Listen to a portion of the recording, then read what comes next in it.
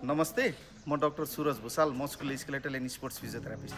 आज मसँग डिस्चार्ज भएर जाँदै हुनुहुन्छ मेरो बिरामी विशाल गुरुङ सर।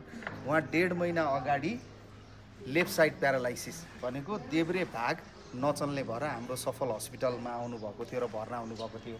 उहाँको यति राम्रो सुधार भयो, आज अब आफै उभिने, हिँड्न सक्ने, हात चलाउने हुनुभएको छ। उहाँको 15 दिनमै चाहिँ हिँड्न सक्ने सुधार भइसकेको थियो र यी कुराहरू मैले भन्दा तपाईँहरूलाई चाहिँ अलि विश्वास नलाग्न सक्छ। त्यो कुराहरू स्वयं आज आफ्नो विशाल गुरुङ सरले यहाँको सानो एक्सपिरियन्स कस्तो भयो, आउँदाखेरि कस्तो हुनुहुन्थ्यो, व्हिल चेयरमा हुनुहुन्थ्यो उहाँ, र आज यस्तो हुँदा खुसीको क्षणमा हुनुहुन्छ उहाँ, आज जाँदै हुनुहुन्छ। विशाल गुरुङ सरलाई मैले 2 मिनट यहाँको उपचार कस्तो भयो, सुधार के भयो भन्नलाई मैले रिक्वेस्ट गरेँ। म चाहिँ यहाँ आउने बेलामा व्हिल चेयरमा आएको। अहिले चाहिँ 1.5 महिनाको बसाएपछि म आज डिस्चार्ज भएर जाँदैछु।